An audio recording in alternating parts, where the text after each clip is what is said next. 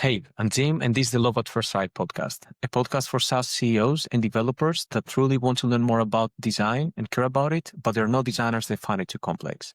In every episode, we discuss how to design products that become sticky and unforgettable.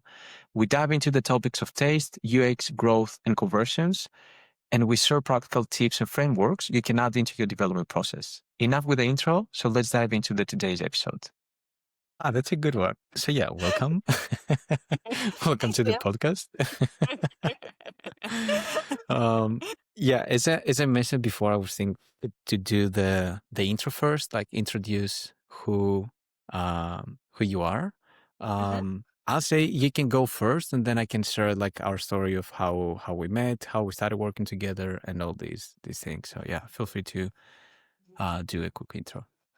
Okay, great. Well, my name is Stephanie Pipkin. I'm the owner of Serene, which is a residential and commercial cleaning business in Western Wisconsin in the United States. And I started utilizing the scheduling software ZenMaid when I opened up as an individual cleaner, and it has grown and scaled with me. And my business is now um, completely remotely run by myself, and then my management team is there in Wisconsin doing the day-to-day operations, and it has grown to about $1.4 million a year in revenue. We're at year 6 now, and I also do podcasting for ZenMaid and kind of getting ahead of myself with how like the ZenMaid integration happened. But I was first and foremost a customer of ZenMaid for years before anything else evolved from that.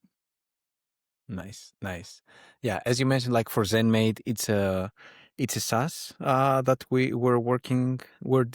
that I'm actually the designing at this point. And yeah, the story of how we met is that we first met on the team retreat in the Netherlands. So the story, for the ones that have no idea what a retreat even is at ZenMaid we gather because the whole company is remote, we gather all together once every year in some location around the world. And 2 years ago, we decided to meet in the Netherlands, and that's where Amar had.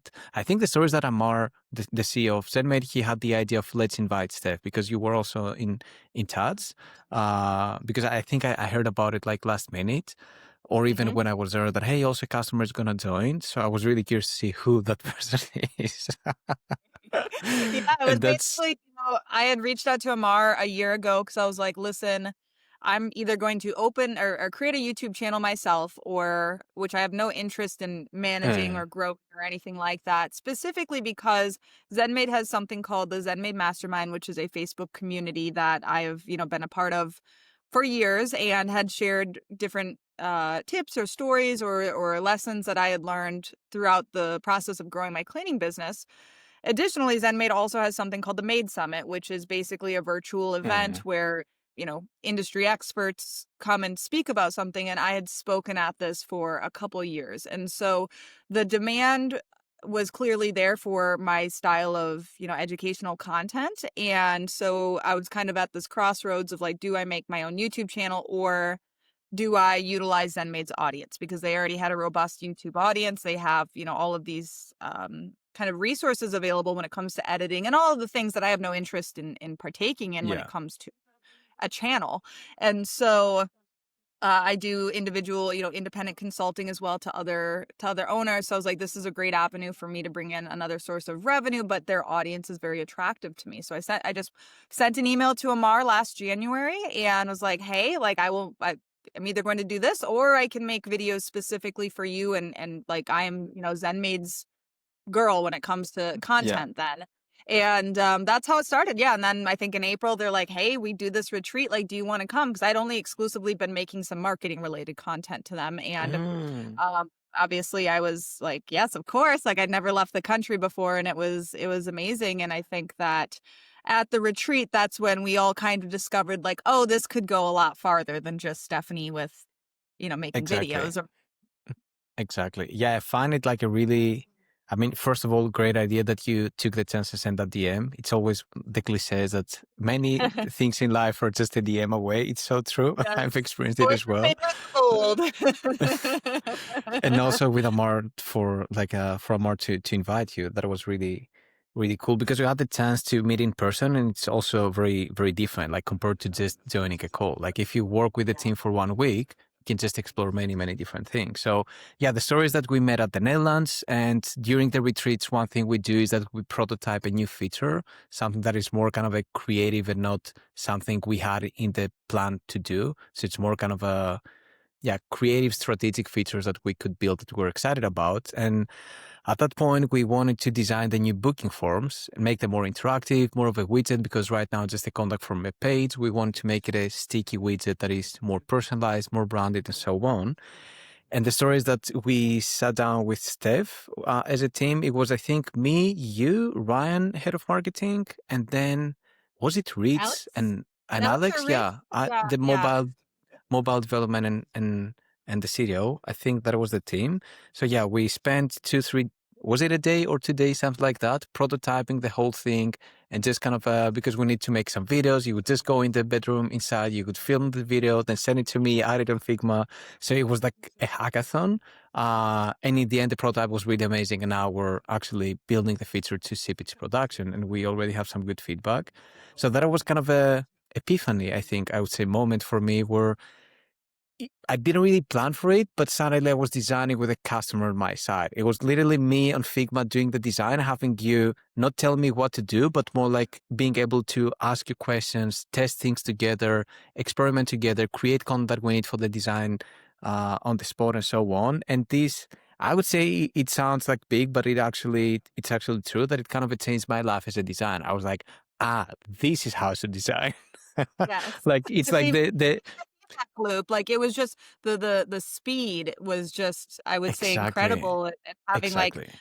I think logical reasoning as to why like, because there's always a reason for everything and when it comes to what we're designing. And I think there's no guessing involved now. So like it probably made you Exactly. feel a lot more confident of like, oh, this is the correct path. And I Exactly. think yeah, there's a lot to be said about like customer feedback and being judicious and with that. And we can definitely dive into that. But I think it was this perfect combination of like what I certainly didn't know what to expect with the retreat, and it just really opened my eyes to like how much I enjoyed like that process specifically, like sitting with you, and I was Right. just like, oh my gosh, this is so cool. Like I love this. Yeah, that's something that I want to dive into in a sec as well, because I'm really curious to hear your perspective as a user and customer of the product being the design process. But yeah, it's really what you said. It was the speed that was mind blowing for me because before the retreat, we had one of the challenges we had at ZenMaid was that I was designing with Amar the new version, the billing V2.0. And it's like Mhm. huge scope, new invoice templates, new invoicing features, redesign of the existing workflows. It was actually looking back, we did every mistake that now on my LinkedIn content I write you shouldn't do. Yeah. I'm like, hey, you should keep the scope small, never go for big releases. Boom. That was like a 5 months redesign project. It wasn't a disaster because in the end, what happened is that we created many different designs that we're actually shipping now in small steps. So in the end, it wasn't a waste of time, but the efficiency and speed wasn't really good because we couldn't really kind of build a momentum and start releasing stuff.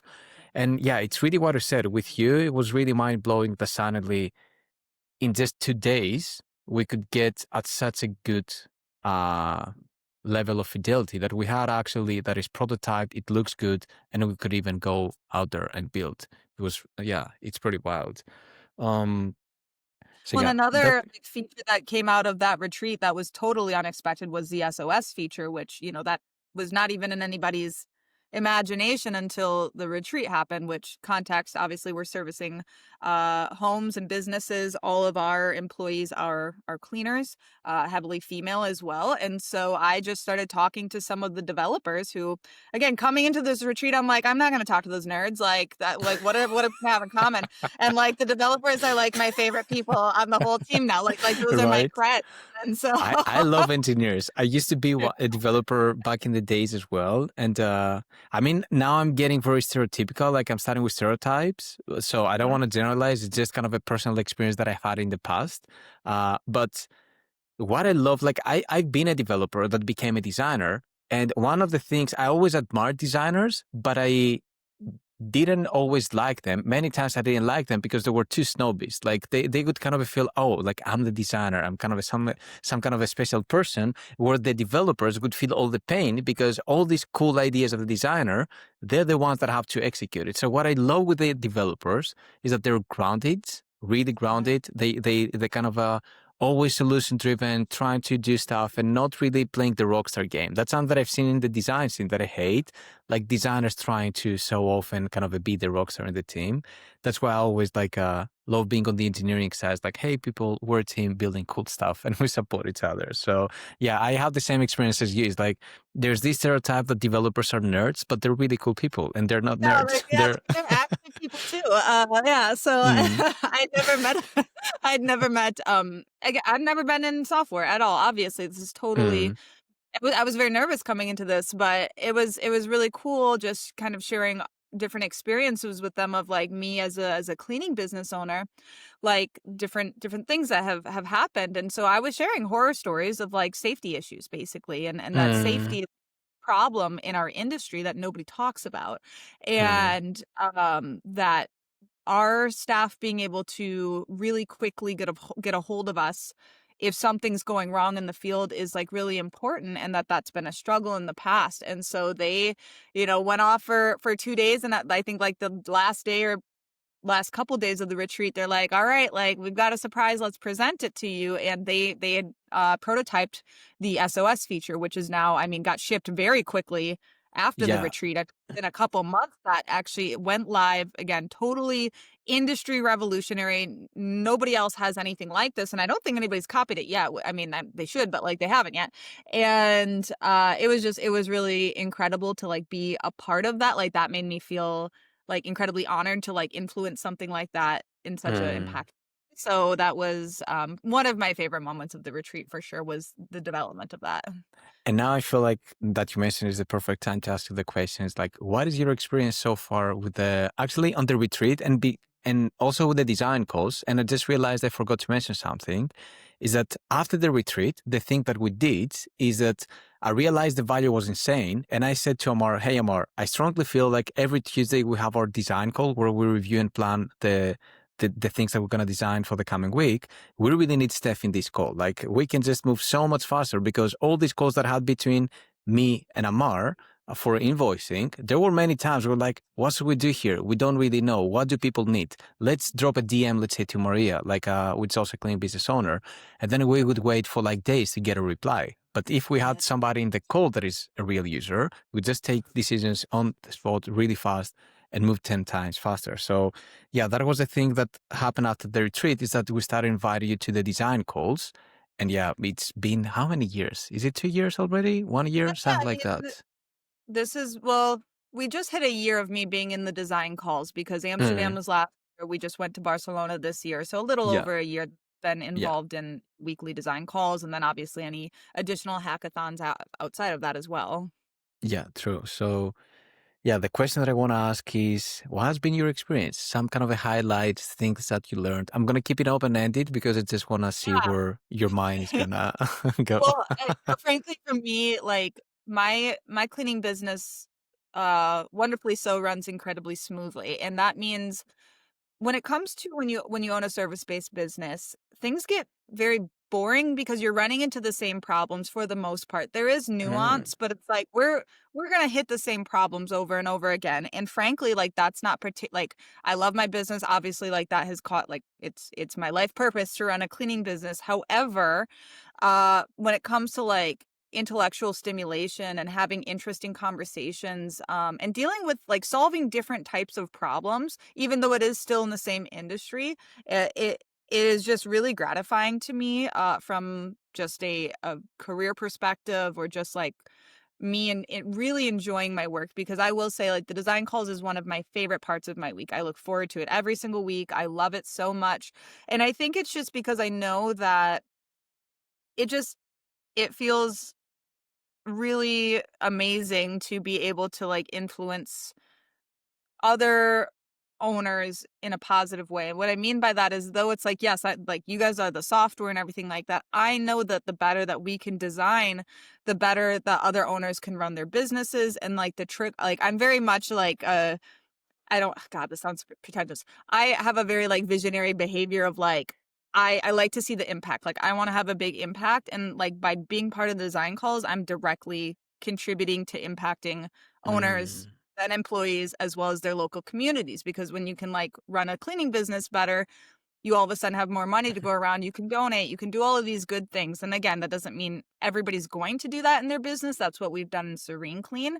So the more I can help cleaning business owners, and I do that in a variety of ways now, obviously with the marketing side of things. Yeah. But from this perspective, what I love is that we can really, in some cases, be quite opinionated about what best practices are because a lot of ZenMaid's customers are very inexperienced business owners. And so they don't know how to effectively run or manage or operate their business. And through our UX and through our design, we can actually show them the path. And it's not just this like open-ended no man's land. And that for me is some of my favorite moments of like, it's just like a light bulb of like, it needs to be like this because this will teach them how to behave correctly, or it will make the Mm. cleaners behave in a certain way. And just, we're really seeing that, even in this most recent call when we're talking about revamping the notes of like, okay, like we're talking about human behavior. How can we adjust it with the design itself? And that's just really cool to me of like, all right,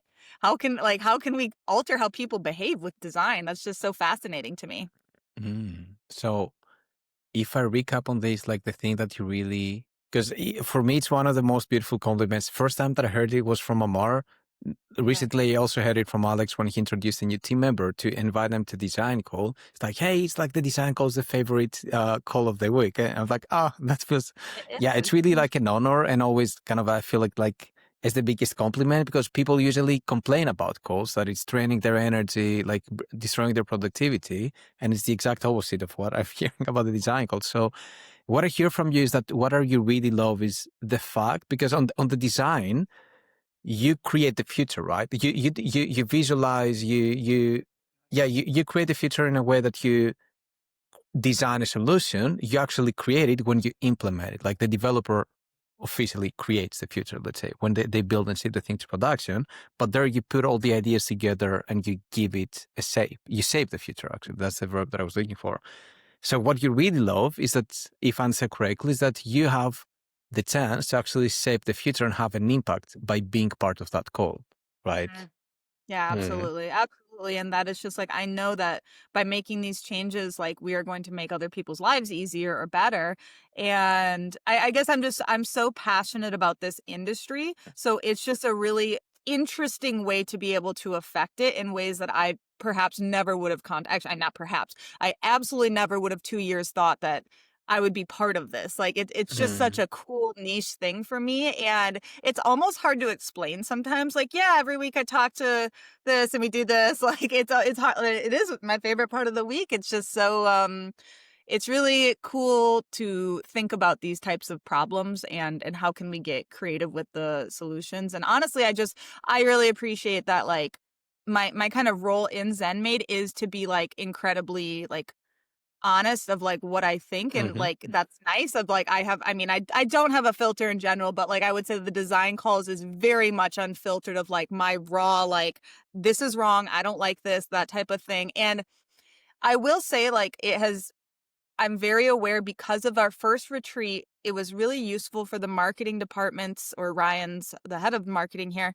His presentation was on the ICP, or the ideal client profile, and knowing that the designs need to fit for that person who is not me. I am not the ICP in any way, shape, or form. I was though.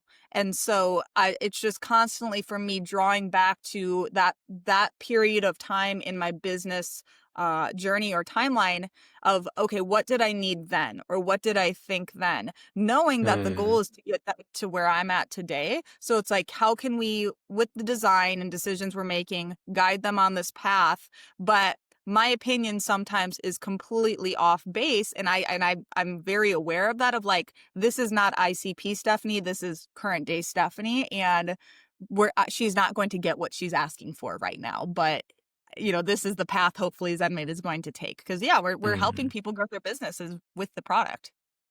True, true. Yeah, especially for the community you're part of, like ZenMaid is not just a nice small tool to just send an invoice. It's to actually run the whole business. Yeah. And it's also like the approach of ZenMaid of creating a lot of educational content, which gives you the space to actually have an impact. Because if it was just a micro small tool, it wouldn't Yep. really, yeah, it was just a small part of the workflow. And it's also Mhm. very interesting what you're saying, like on the other part, that it's also creative for you and a way to kind of like refreshing, that you can just join a technical product design call with a bunch of nerds Yeah. and discuss about like what kind of cool stuff we can build for the community you're part of, because you're busy all day with like the cleaning appointments and like kind of a coordinating everything and managing everything that comes up and so on. So that's something I never really thought of, that yeah, it's a way to kind of see something else from a different type of people as well, because you're hanging out with like all your office managers, your cleaning technicians and so on, but not really with engineers, designers. So you get the chance to meet people from different Yeah, ecosystems. like I've been in such a blue collar business, and obviously Mm, I interact with my staff. But what you just touched on is exactly right. It's like for me, my work with ZenMaid, and specifically really in the design call, it's so lighthearted and there's no pressure. Where in my business, it's a lot of pressure. I have, 30 families to feed. It feels like, so it's like if I'm failing or if I'm stressed in Serene Clean, it really it's a lot. It's a lot to handle mm, and manage that stress where it's like, I'm just showing up and having a good time and telling you what I think on Tuesdays. So, like, I like that. It's very refreshing and almost like a nice, like, oasis of, like, no stress for me. Because 'Cause I'm like, this mm, sounds bad, but it obviously matters, but it doesn't impact, like, me or like my employees in that way of like that response, like there's no responsibility, and that's really nice when you are a business owner because you have so much responsibility. mm. Yeah, I fully hear you and agree. Okay. That's really, really cool. Yeah. And really cool that we're doing this podcast episode, because we never really had this conversation of like, hey, Steph, how do you feel so far? Like, how has this experience been for you? We just kind of work on the autopilot. So yeah, it's Yeah. really nice that we're getting the chance to reflect on all this. Mhm. Okay, let me think. I have some questions in my list. One of them is, what surprised you about how product decisions are made and how we build the product behind the scenes? And um, yeah, if anything really changed on how you think and how you approach things after like being part of the design sessions and observing how we build a SaaS product behind the scenes. Yeah, definitely a lot surprised me, and it really has influenced even just how I behave as an owner and leader in my own business. Because specifically when it comes to scope of work, scope of projects, and complexity, I sometimes I say something or ask for something having no idea what that actually entails or like why the timeline is what it is. And so it's given me a Mm, lot more patience, I would say, mm, towards ZenMaid, although my managers have had the opposite effect of like, because now they know that they have an in with ZenMaid. So I get messages all the time like, hey, this is like blah blah blah. This needs to change. This needs to change. Where for me, I feel like I have such patience of like an appreciation because I see just how much work goes into every feature and how much is happening behind the scenes. So I have a much deeper appreciation for the level of basically what to the user feels like invisible work, right? Like it's like mm, that's not, it's almost like it's not real, it just is happening, where it's like clear, like, there's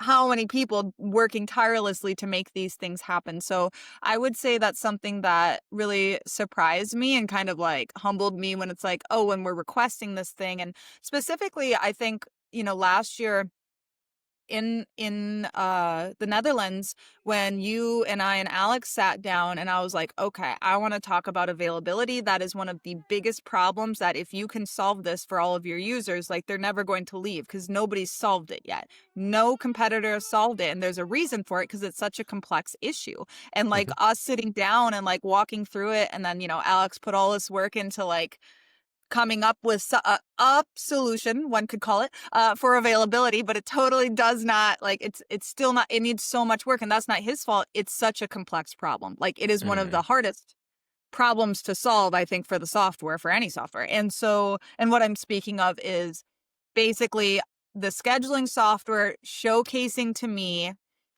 what I have available for staff and like on any given day. And that may seem like it's a simple problem to solve. It absolutely is not. It's Until very it's not. Yeah. yeah, until it's not. And you realize all of the variants and everything like that. And like really like I think also what I've learned is like to be happy with V1, to be happy that, and honestly, a lot of the things that have came out, we still don't use in Serene Clean because we are so far past ICP level that it's Mm, like, this is going to be great for somebody with 3 cleaners. It's not cutting it for us at 30 staff members, right? And mhm. so I've come to appreciate that not everything is going to be for me in the software. Or at least not at V1. Maybe at V6, it's going to Yeah. be to the place where it is, where, for example, digital checklists. We implemented the checklist feature. That is revolutionary for thousands of customers. It's not going to work for us yet because we Mm, like to have the client to have the yeah. The copy of the printed checklist. version. So Yeah. until that's able to be either sent or filled out, whatever that looks like, we're not going to implement that. And so, but that's okay. And so I think it's been really interesting for me to see how decisions are made on what is priority to work on because there's only so much bandwidth within the development team. And so it's been really interesting to see from a business decision standpoint of we are doing this because we are either, why are we pursuing this? Is it because it's going to bring in more customers or it's going to stop customers from leaving? It's kind of like it reminds me of like defensive and offensive or proactive Mm, or or whatever we want to call it of like defensively we need to make things so people do not leave, but then offensively we need to make features that pull people in. And so it's mm, really interesting to make decisions based on like where is this at, which features have the most need, and that's been frustrating for me because I have my opinions of that, but that doesn't matter necessarily what all customers want. So just keeping in mm. mind that it's not all about me. Yeah, yeah, yeah. There is a thing that I remember we're driving to the center of Zandvoort, like in the Mhm. Netherlands, to go and grab a dinner, and we're discussing something about SaaS products and so on. And I really like how he phrased the following thing. He said that because what we're discussing actually, to explain better, is that the whole idea of the customer is always right and how wrong this mentality is. And he said the customer is always right is wrong, but the customers are always Yes. right. That's true, which is like pretty much what you're saying as well, is that you need to look at the market and not like just individuals, Mhm. and look at the patterns and so on, which was yeah, very well and simply explained. It really stood out and kind of stayed with me. And I fully agree on everything that you mentioned with the building the basic version. It's also like a good reminder that when you design or build something, you really need to know for who you're doing this. Like because depending on the who, like in our case, the size of the business, it's gonna look very very different. And maybe you wanna do it to serve everybody, but you have to start from somewhere and like step by step, iterate until you get to the biggie one. Yeah. Cool. Okay. Very interesting stuff. Thank you. Mhm. Let me see. Yeah, now it's the other topic that I was thinking to discuss, which is the taste. So the podcast is really about how to combine delight and growth together, how to build products that really grow, they acquire more customers, what you said, like with the offensive and defensive, that they acquire a lot of customers, they have high retention, they do all the growth stuff, but also they're delightful and they have taste, they're nice to use, and they don't Mhm. just do the job and convert you. So yeah, we've been always discussing about tech products and so on, but it would be cool to think about how all these things apply into a clinic business. And I'm a big fan of seeking inspiration outside of tech. So I'll bring a kind of unrelated example, but I feel it's a good example. Is let's say you want to do visual design. One advice that a friend of mine gave me, that is a brand designer, was that when you want to find inspiration for colors and so on, don't go and look on Dribble. Like just look at the nature, for example. Look at trees. Look at the sky. Like the sky has beautiful gradients. If you think about it, go to a museum, look at paintings, and start observing different details. And that was, it was really cool because suddenly like a new world kind of opens up and you realize you can find inspiration everywhere. Also a big cliche, but true. So in Mm-hmm. this case, also for business, I strongly believe that you can find inspiration on how to improve your business by looking into businesses that are completely outside of your ecosystem. Like if you're a SaaS, you can look, let's say, into a cleaning business or something else. So yeah, enough with my intro on this. I'm curious to hear more how what kind of a what taste uh and you like how do you define taste actually? Let's keep the questions more scoped actually. So how do you define taste in your case? So I guess I see that more as a branding thing, and that's where my mind goes to is I have very strong branding instincts, and I always have since day one of Serene Clean, and even when it was just me, individual cleaner. And I think so. I don't know if that's when I think taste, it's like when you have good taste, it's like it's intentional, like it feels thought out to me. And I feel like I had intentionality even from the beginning as I opened my business at 22 years old and I was doing the cleaning myself and I already felt that I had some really good like taste instincts. Mm. So it's also about quality. You would say that it's Mhm. Yeah. what do you say? Yeah, with taste instincts like that in the beginning, was it more like how would you explain that with an So example? I guess when again, and it's hard for me to like discern taste versus branding. Um or we'd talked earlier this year and we talked about like your brand having a perspective, and again I feel like it's a level of intentionality and not just throwing noodles at the wall and seeing what sticks. It's like, no, I have this perspective, I have this very specific type of feeling that I want my customer Mm, to feel by interacting with me, and that it needs to be consistent. It needs to be at every single interaction that they have with my business. It needs to be incredibly consistent so that they know what to expect from me. And considering the particular industry that I am in, um, dependability, trustworthiness, that's important. But that goes across all businesses. Like if you don't have those traits and your customer doesn't feel that you have those traits, then you're not going to be successful. You're going to fail. And I think that something that a lot of businesses struggle with, particularly in our industry, is that we all are like, well, I'm a great cleaner. Why are they not choosing me? And the reason that they're not choosing us is specifically because we are not communicating effectively via our visuals, not just verbally, but it's everything to do with the entire business, and every interaction that they have with us from a subconscious level needs to scream the traits that you are trying to mm, them with, or you were trying to influence them with, of like, okay, the problems that people have with, I actually just did a podcast episode on this, it'll go live next week. The problems that people have with cleaning businesses, it's or a cleaner, having a cleaner, let's just say, what are we trying to solve? It's not just, is it quality work? That is only one aspect of a customer's potential frustrations with a cleaner. And though your core base and foundation needs to be a quality service and getting the actual cleaning itself done, the physical labor needs to be done correctly. Yes, that is only one aspect of what that customer is looking for. And so if we just hammer in on like, we're quality, we're quality, we're quality, and even just verbally saying that when all of the competition is also saying that, to me, mm, that word means nothing. The word quality means nothing when everybody's saying it, because who do you mm. believe if saying it? And so it's very important to me that we showcase how, and that for So us don't means tell. Yeah.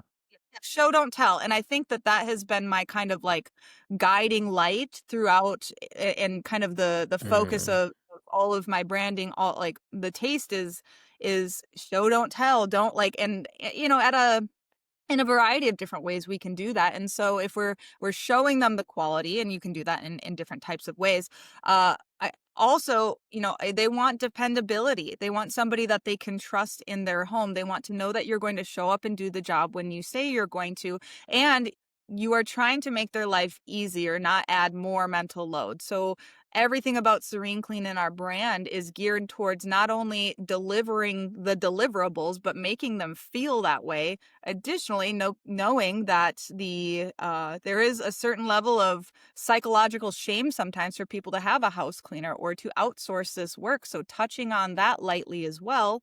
Additionally, I'm in a small area, and I know, meaning rural. There is where I started my business was only 5,000 people, the first location, and we have 3 locations now, but still incredibly rural. And so I know that what's going to work in my area or what's going to connect to my customer base is very community oriented. And so highlighting not only our Mm, community with, give back like every single month.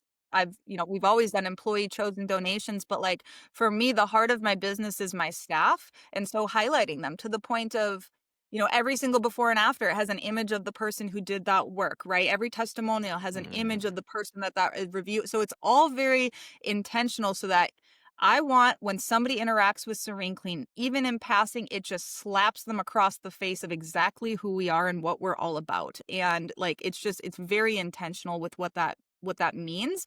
And I think just like not getting distracted by shiny object syndrome when it comes to like marketing or anything like that. It's like this is who we are, laser focus, this is what we're going to do, and here's all of the proof associated to showcase that we can do that. So when I think of the UX of it all, from each touch point, from the very first touch point, I want it to be a very specific way, right? Like everything is like templatized, everything is tried out, everything has been adjusted and tweaked until it's this perfect thing so that when they reach out, they fill out that booking form on our website, which they're all getting funneled to that so that they interact with the website. I don't want them reaching out on Facebook. I don't want like everything gets funneled to this one point where they must fill out the booking form, or in this case, the Plutus form that we've developed. But all of that said, they're interacting with the website. So that's very, very integral that happens. So that's their first impression. Well, Google reviews or Facebook or word of mouth is their first impression, but then I know they're interacting with the website. And then after that, it's this incredibly specific types of interactions that we're doing after that. It's all been very thought out.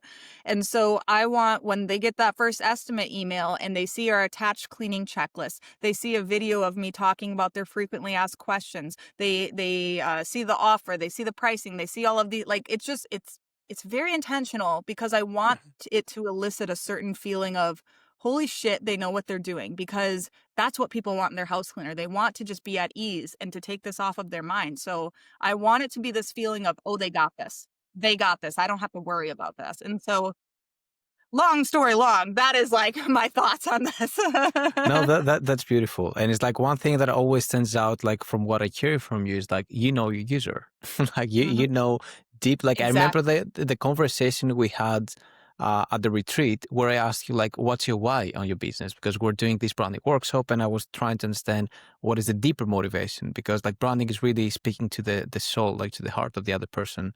You shared your stuff and then I asked you the about the impact you have on your customers. And it was really interesting. All the stuff that you mentioned also with the with women, for example, like feeling guilty because they have a cleaner and everything. I was like, what? Like I would never Mhm. think about it. Like for me, it's just you need somebody to help you at home because you're too busy with kids, work, whatever you're busy with, and you just need somebody to help you cleaning the house, so you don't do it by yourself on the weekend. But it was really interesting for me how deeply you understood your audience, your customers, and I feel Yeah. like not I feel like that's a rule. I would say it's not a personal feeling that great UX always starts with deep empathy, like deeply understanding Yes. what your users think and how they feel. Again, big cliche, but easy to say, hard to do. Like everybody says, Oh, yeah, just get to know your users. Yeah, cool. How the hell can I do that? Like you really need to hang out with them, go there, provide the service and pay attention and so on. So yeah, yeah, you it's gotta crawl under their brain or be them. And that's the nice thing is that like I share even though, I don't have children yet, like I don't share, I'm not my perfect ICP, which is mostly, my avatar, whatever you want to call them, which I have multiple for residential. And remember, we're 50% commercial as well, where we have a huge Mhm. commercial side of my business. Um, However, that doesn't, for us, people in businesses are also people who have houses, so they cross over a lot. And Mm, so we try to be really geared towards like you said, the emotional side of it I think that's why it's so important to, yeah, like get to know your customers. And it's so easy to say, like you said, but it's like until you've seen somebody crying or they're on the phone crying because they're so ashamed of the way their house looks. And even like, okay, if your house is a mess, Jim, and you have friends over unexpectedly, nobody's going to think, wow, Jim's bad at housekeeping. You know who they're going to think about? Your wife. You know, it's like, wow, she can't get it together.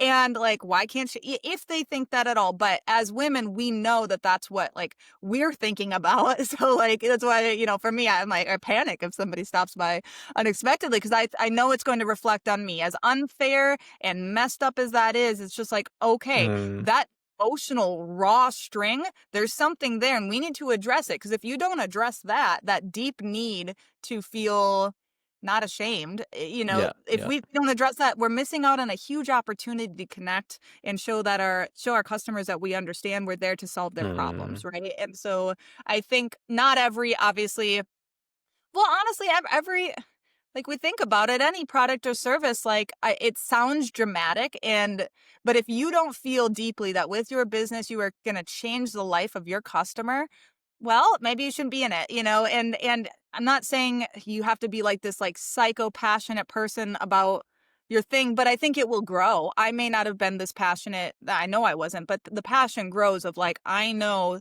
the positive exactly. impact my work And like has. what you said with the change the life of the customer, like that's a really good one because with all the bullshit also from Silicon Valley and so on, yeah, we make the world a better place, we change the lives of people and so on. It's like there has been so much bullshit in the past where like it's been overused and like they present it as if they're changing the whole life, but actually it's true because you're changing the life of the customer, but at a very specific context. Like you're Yes. changing the life of like you solve this pain that really is a strong pain for them, let's say. Like I can think about other products or services that I have that are actually changing my life, but a very specific part of my life. Yeah. And it's, yeah, just kind of being happy with that. Like a realization, for example, that I had as a designer, I've been always trying to understand what is the value we're really creating as a team. Why do people like what we do? Why do they pay? And what is the real value? I always thought it was just design. Yeah, we just do designs. Like they get nice designs. That's it. But it's not that. Like one of the things that I started to realize more and more is that when you provide a service, the deliverable is 50% what you actually deliver. So it's the design or a clean house. The other 50% is the customer experience, the customer understanding. Is actually, for example, in my case, Amar, like the CEO, he's the person that I work most with. It's my responsibility to save that person time and make them think less and give them more, like provide them more decisions. Like they're paying me to take these decisions so that they won't have to think, for example. So it's not just about sending them 5 design proposals, say, hey, Amar, which one do you like? I'm being paid to actually have the sharp thinking and take decisions and ask the right questions and so on. Or like the way you're going to ask the questions, like make sure it's efficient. It's like so many small things that are not related to the design itself that create a lot of value and play a big kind of a role on the impact you're going to have on the business as well. So yeah, it's very, very interesting. Like yeah, the course is going on all kinds of directions, but it's pretty interesting. You always start with a question, then things like topics kind of open up. Yeah. Um, and how you see UX in your business. Intentionality was the other thing that stood out. Is like you're very intentional with every single detail because you have a really clear understanding of what's the impact you wanna have. If we talk about delight, what are some ways you add delight to your to your customers? Like things that you make and surprise them. I really like how Amar explained how he perceives delight in general in products. And he said, when there is an unexpected nice surprise. I think that's how he phrased it. I don't remember the exact words, but there was the surprise element in it, that it's unexpected. So, for example, like in Asana, it's a to-do software, project management software. After you complete, I think 5 tasks or something, you mark them as done. Then you have a unicorn flying silently in your screen. And it's just a nice detail. People have been sharing this. It's like, it's one of the signature things of Asana. So yeah, I'm curious, like in a cleaning business, do you have anything to delight customers? And if so, what Yeah. is that? What's that? Absolutely. And this is something that, we have, it's kind of a luxury to be able to even think about that, and you have to be far enough on in your business to be intentional about adding unexpected delight, because there are some certain things that I would consider expected in that we explain that this is going to happen. Like, for example, Mm-hmm. one of our selling points is that we have extensive standardized checklists that are left behind after each cleaning, so you know exactly what tasks were performed in your house, right? They Mm-hmm. expect that because we use it as a sales point. However, it doesn't stop them from commenting on how much they love that. Additionally, one aspect of delight when it comes to that is there is a note section, and we encourage our cleaners to leave like sweet little notes about that. We encourage our cleaners, though they are expected to clean up in a particular way and get this done. If you can find things in the house to do, like put the little stuffed animals in a heart, or have them waiting for the child, or put the blanket in a heart, or whatever. Like little details like that are always Mm-hmm. nice. Clean out the dog dishes, like those types of Mm-hmm. things when it comes to the actual like service itself, for sure. Additionally, in the past year, we've really kind of focused on that of like, how can we make this more of an experience? And yeah, that unexpectedness is really nice. And so one of the things is we got a custom scent blend created that is for Serene Clean specifically. We have a room spray that all of our staff have.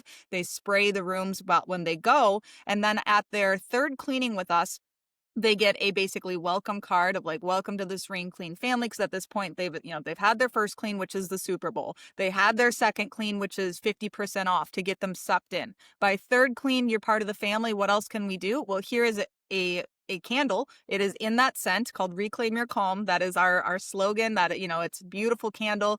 It coincides with the room spray, and they have this welcome card that the cleaner Wow. themselves fill out. Totally unexpected. And again, welcome packages are not unusual for cleaning companies to do, but again, just trying to be very like, it's this smell. I want them to be Pavlov dogged when they walk in the house. They start drooling because they smell Serene Clean, right? We were here. And because I know that olfactory senses are incredibly like important when it comes to memory and feeling. That's why we went down the scent route, right? Love it. Another aspect of delight that I have done, and specifically this was because of a ZenMaid feature that got released, was the anniversary and birthday feature for both cleaning Mm. staff and then our cleaning clients. But by all of a sudden now being able to see in the software where my cleaning clients' anniversaries are, meaning service anniversaries, right? They've been a customer of mine for 1 year, 2 year, 3 year, 4 year.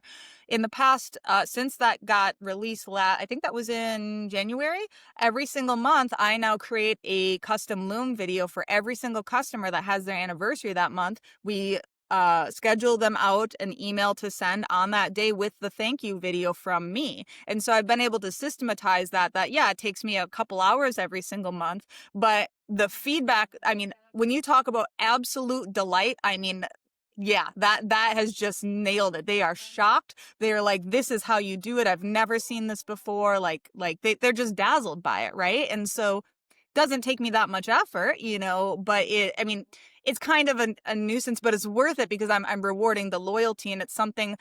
Loyal customers are oftentimes forgotten, and because people are so focused on getting new customers. And so it's just like Yeah, the they feel my that you take them for granted in a way. Yeah, exactly. yeah. So it's like, how can we make them feel appreciated? And then also we leave a note on the anniversary, like, or the cleaning that is most close to their anniversary. They also are getting a candle and a thank you note at that moment as well, as a reiteration of thanks there. So we're trying to really make sure that they feel appreciated, because for a cleaning business, our reoccurring revenue is the core of our success. It's not about one-offs. It's not about move-outs. It's we build this strong foundation of like a bunch of clients and we add to that. So how can we keep them here and have them not either just cancel cleanings, do it themselves, and or go to a cheaper alternative? And these are the little touches that's going to hopefully make them say, ooh, yeah, but Serene Clean does it this way, and I know exactly what to expect from them, that consistency. So those are a couple examples of delight. You're a real designer, Steph.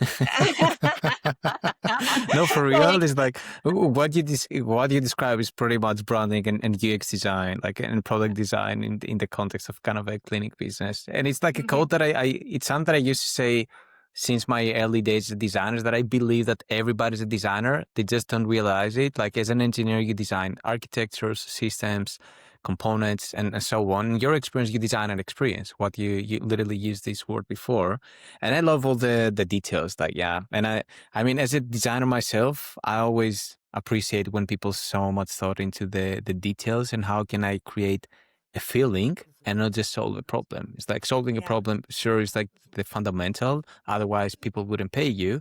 But then it's about taking the extra mile and just going a level higher. You don't need to. You can build a great business without doing it, but Yep. it's just more fun. Life is more fun when you're creative. It's more fun.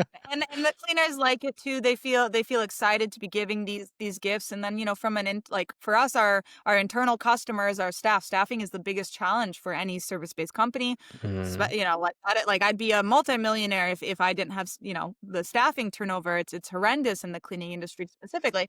It's just hard in general, but it's a constant problem. So for us, when you're talking about UX of that cleaner's experience working here, like that's what we're taking my new website towards, is like focusing on the staff, because like for me, that's the strong horse of like, if I can just nail what my employees experience is working here and making them feel as special as they are. And like, so I would say the UX of employees is actually even more intentional, of like insane levels of appreciation. Like that is what is important. They need to feel seen. And that is the core. They mm. need seen and respected, and heard. And so if those are the things we're trying to solve, how can we solve those with our behaviors, basically, and basically systematize culture, right?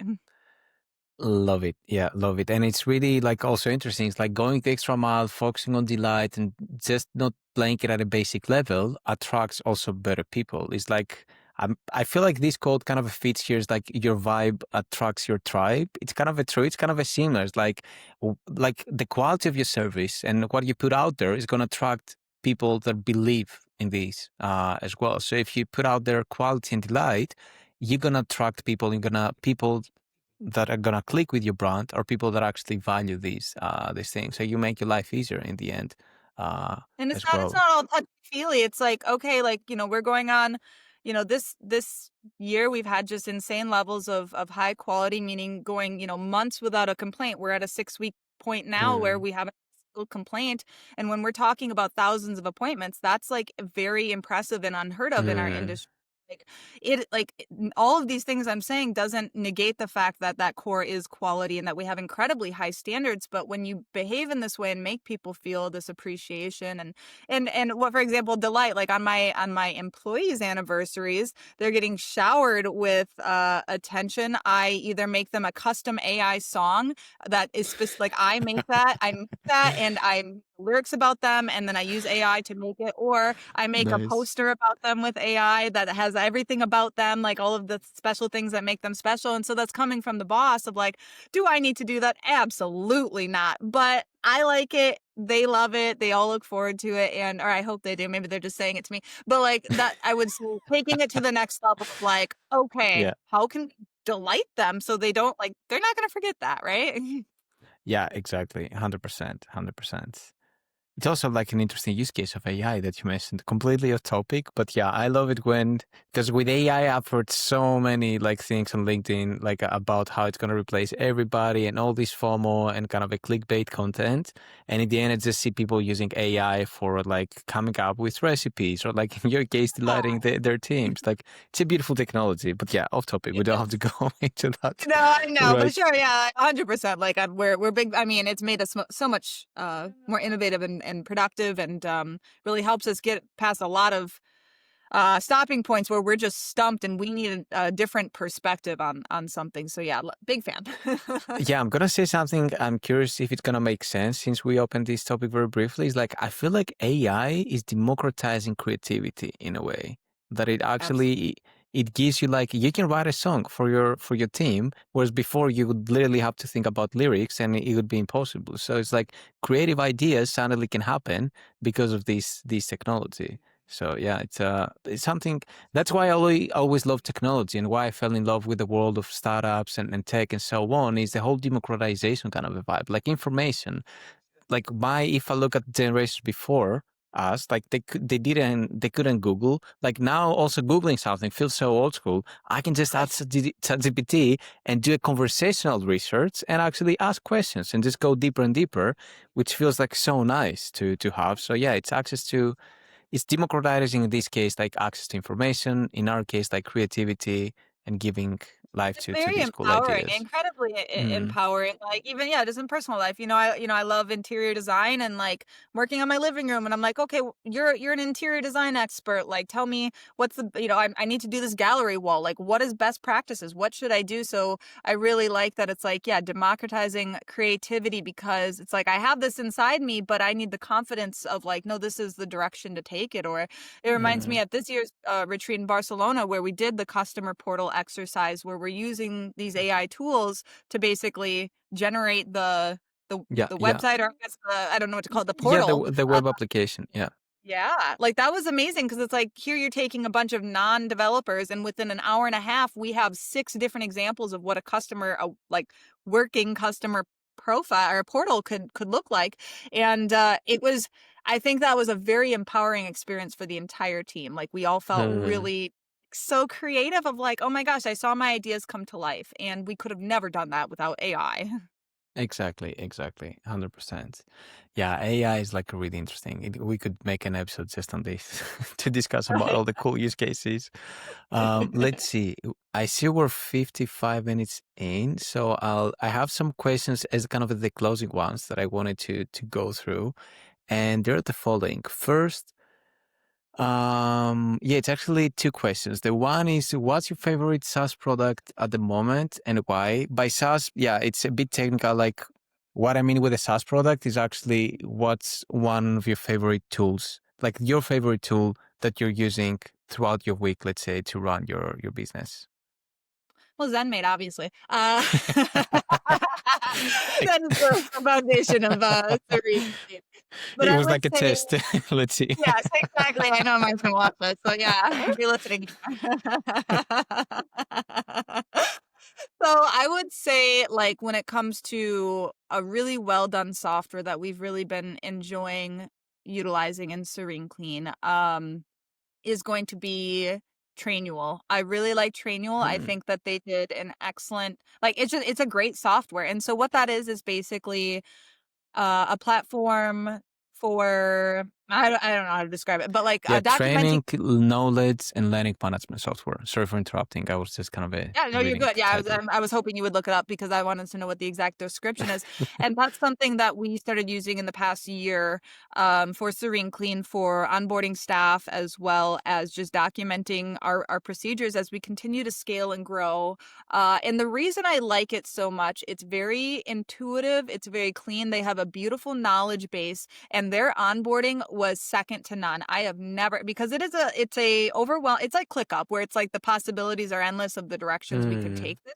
And that can be very overwhelming without hand holding. Now, side note, ClickUp has, really great resources for that. You can get a lot of as many optimization calls as you want. So I've done many optimization calls with ClickUp, but totally beside the point with Trainual, what they really were quite insistent on the path that we took with onboarding of like, no, you are going to meet with somebody, like let's make like and we're going to go through this and we're going to make sure you're making progress because they want you to buy in because it's an expensive software, at least for us yeah. it's expensive. And Yeah, it so starts at 250. Yeah, yeah, 249. yeah, and so for us, it was like, I really appreciated that because I needed that. I needed that accountability in order to utilize it to its fullest for us at the time being, and for them to explore use cases of Serene Clean because they knew the more that we integrate into it, the less likely we are to cancel. Right? Once we start building things out in there, we're not ever leaving because it was so much freaking work, and it's just and I have seen such like all of our new hires, they go through the orientation we have and the quizzes, and they say they're like, we've worked at a lot of places. We have never gone through an orientation like this. Like this was amazing. And so Mm, knowing again the experience of my staff member when that first week is crucial to like, and so it's just again, taste of I want that first interaction that they have day one of working at Serene Clean. I want it to be like this really specific experience of like, listen, we're gonna Like, I know that this is overwhelming to start a new job and you've never done this before. Like, let's walk through what it's going to be like here. And I mean, we have like this 6-hour orientation in there and there's quizzes and all of this Yeah. stuff. But yeah, the training, it's really, it's easy to use as well.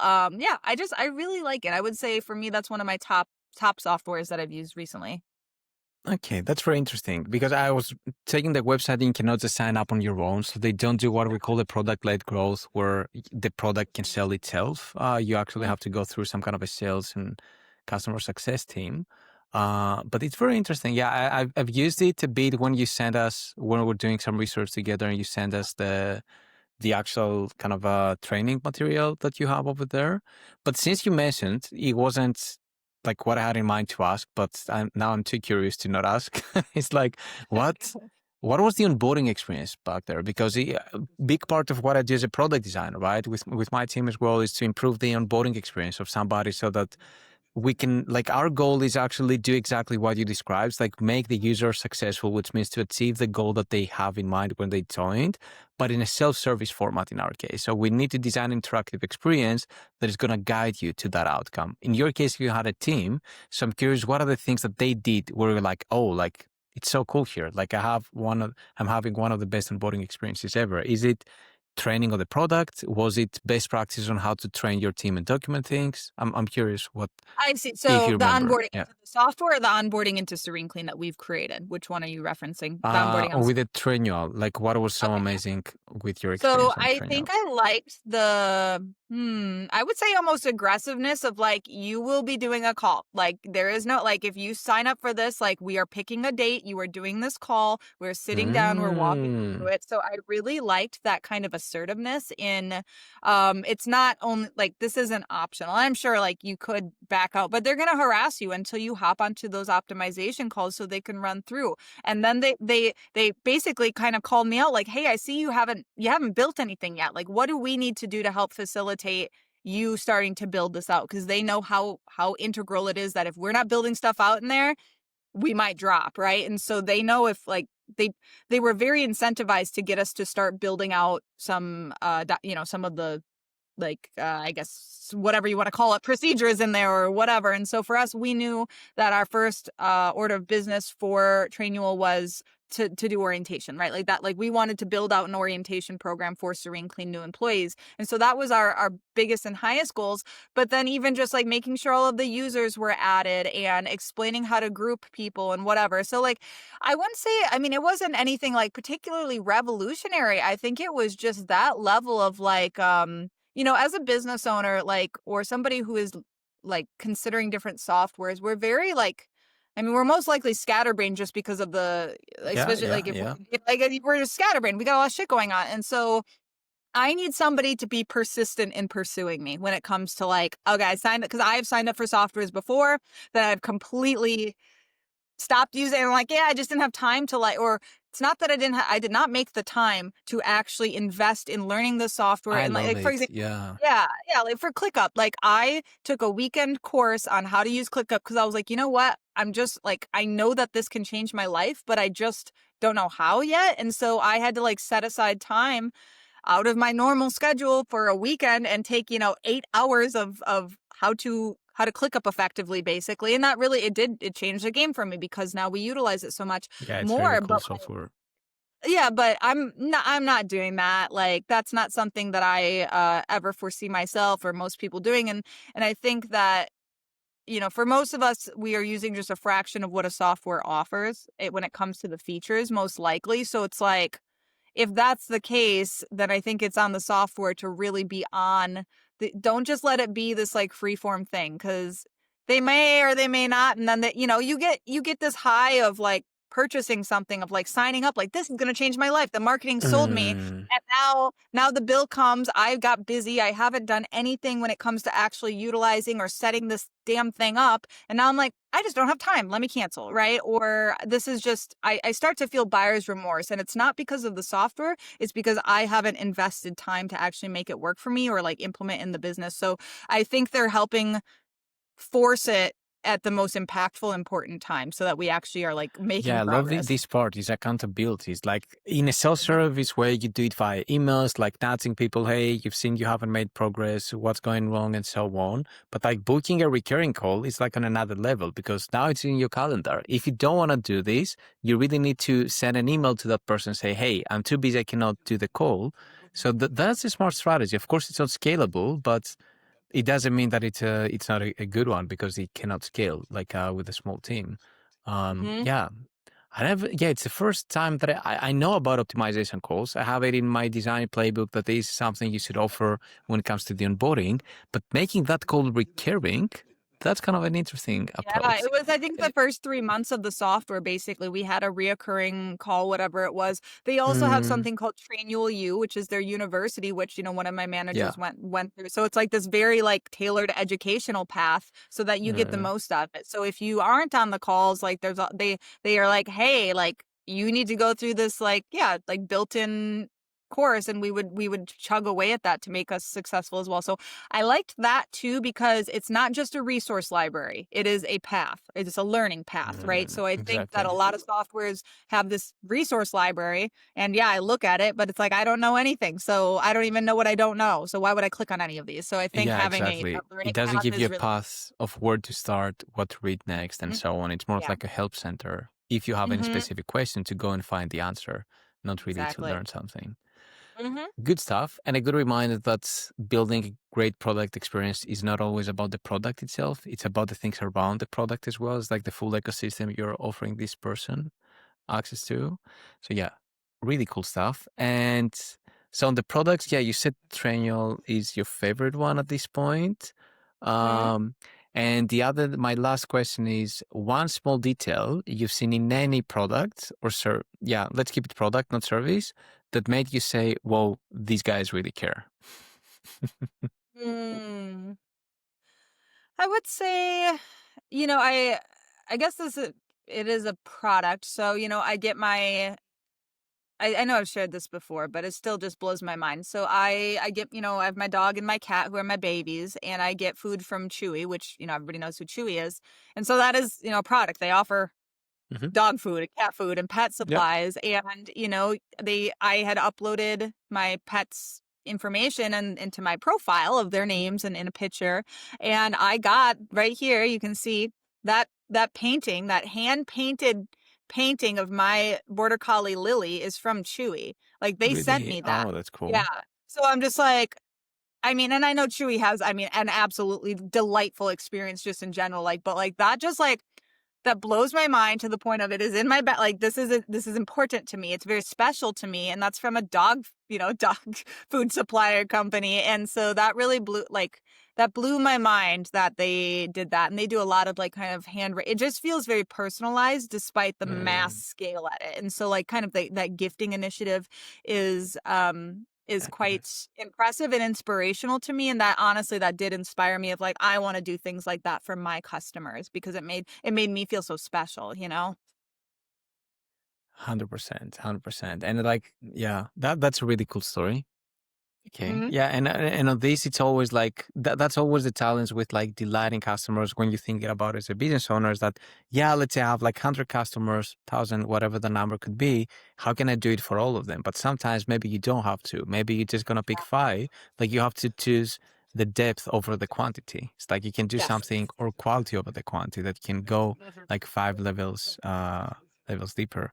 Yeah, this is a very interesting topic. Like Stripe, they've done some really cool stuff in the past, and it's a topic because one of the things that we're doing, like in the secret sauce of how we design, is the branding, right? That we don't do just UX, we actually bring taste and world-class branding experience, and the whole thing of merchandise and like how you like creating swag items, like cool items you can send to your audience, is a topic that we're not really paid to do or something, or like any of the teams we're working with would say, hey guys, can you design something? But it's something that I'm a big believer of. So if I can bring some cool ideas and even just a library of research of here how like some cool companies did it would be already useful because yeah, like it's what I said in the beginning as well with the branding is being intentional on every customer touch point, and it's not just the logo or colors. It's really like the candles that you mentioned, or the the spray, like how that spray um is Makes gonna them feel feel, like, yeah, and so on. right, Yeah. yeah, and it's just really cool once you start, having these conversations of, like, it really makes you think that, well, everything, like, even ourself as, like, a person or whatever, like, for, my podcast, Filthy Rich Cleaners, like, we're talking about making merch and all of that type of stuff, and that's ZenMaid podcast, but I host it, I suppose, but I say it's my podcast, but, like, even to the point of, like, how I designed this, right? This is my office. I did it incredibly intentionally because I want it, like, when I need to stand out, but it needs to say, like, exactly what people are going to experience with this podcast of, like, my personality. Like, it's very, like, larger than life. It's like you're gonna, like, it is different, and so you need to, like, get that. Like, I Mm. want the first time they turn it on, they're like, oh, this isn't the typical stuffy, cleaning business owner podcast, right? Like, this is going to be a Yeah, that's a different good point. I never thought about it, but yeah, it doesn't experience. give the typical vibes. Yeah, that's Yeah. that's a good Yeah, point. it's like, "Oh, this woman is, like, bougie and over the top, and there's probably swearing." So, like, this is what you're going to get here. It's not all buttoned up and stuffy. We're gonna talk about real shit. Most, like, Mm. literally. Yeah, 'Cause we're true. cleaning business. And like great branding always starts by having a not a unique person, but having a bold personality. I would say, like being somebody. Mhm. That's where you need to start. If it's like about personal branding or like also on a company level, like you can be just a copycat, or you can be a company that believes in Yeah. something, has a character. Let's say it doesn't have to be something super groundbreaking or something. Mhm. Cool. Yeah, I think that's all the questions that I had for Yeah. today. We're 1 hour and 10 minutes, so it's a good time to wrap up. Thanks a lot for thanks a lot for joining on the podcast. And I'll keep it in mind. It would be cool to do another one, some kind of a different topic, like the AI. It's not fully related to the podcast topics and so on, but it's just super interesting. So yeah, why not? Yeah, no, I for sure. Obviously, I love to talk to you, Jim, and, I just like to talk in general, so I could talk for hours on anything you wanna talk love about. it, love it. Same, same. So yeah, thanks a lot. Yeah. And yeah, we'll keep you posted if we're gonna do another one.